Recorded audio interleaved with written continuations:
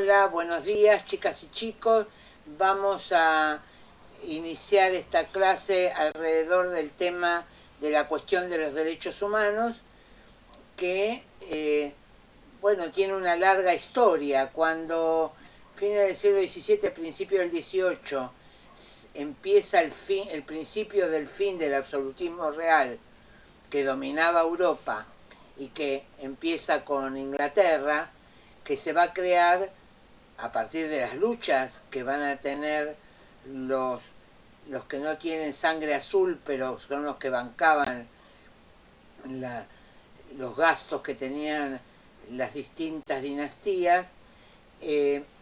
Va a formarse lo que se llama, y aún hoy todavía muchos países de Europa tienen este sistema de gobierno, que es una monarquía constitucional, donde además de estar el poder del rey, hay un parlamento que está dividido como si fuera en nuestro parlamento diputados y senadores, que son los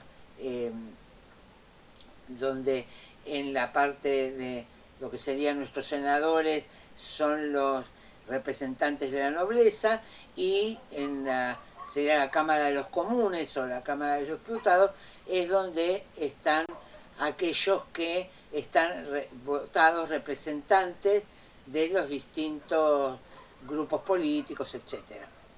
En ese momento solo tenían participación política los varones, por supuesto, y los propietarios.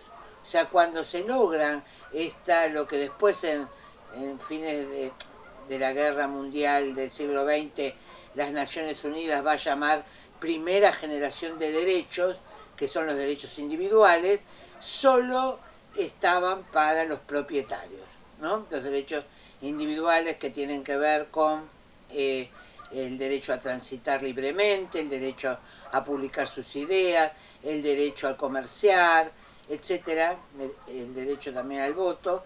Son estos derechos que durante mucho tiempo, muchos siglos, estuvieron dedicados solamente a un grupo de la población.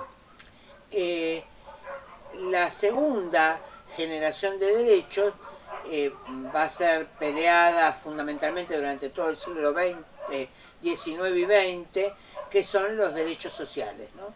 Que es donde quiero aclarar que ningún derecho se consiguió sin lucha. Entonces, obviamente, esta segunda generación, que hace llamar al siglo XX el siglo de los derechos, va a ser también los derechos de los trabajadores, los derechos a la participación política universal, etcétera, van a ser derechos que se van a ir dando a cuentagotas, diríamos, y en algunos lados todavía negados, durante el siglo XX. La tercera generación va a nacer mediados del siglo XX, pasado los mediados del siglo XX, alrededor de los 70, con la tercera generación del derecho a la paz y al ambiente sano, que aún todavía falta tanto promover y constituir, ¿no? El derecho, todavía tenemos grandes contaminaciones ambientales en el mundo, y también obviamente mini guerras, pero guerras al fin.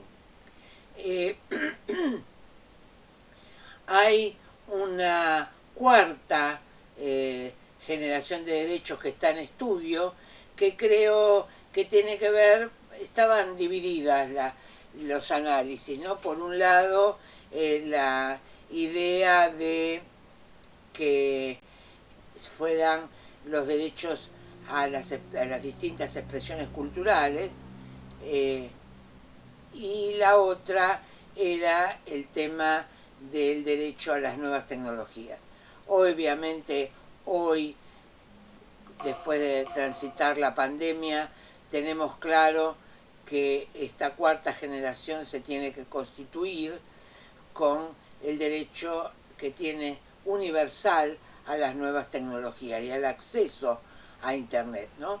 Que obviamente cada vez se hace un surco de desigualdad para aquellos que no pueden tenerlo, ¿no? Y en especial con la pandemia esto se vio absolutamente claro. Pero bueno, esto todavía está en veremos.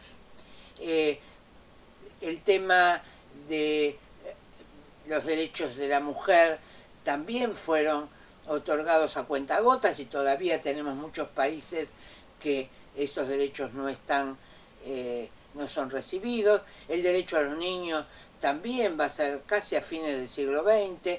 Digamos, como que la cuestión de los derechos es amplia y que está en constante ampliación de derechos, porque obviamente en la medida que se va complejizando la sociedad y se va abriendo las conciencias, van apareciendo la necesidad de nuevos derechos que son necesarios evidentemente para una vida digna en la población internacional.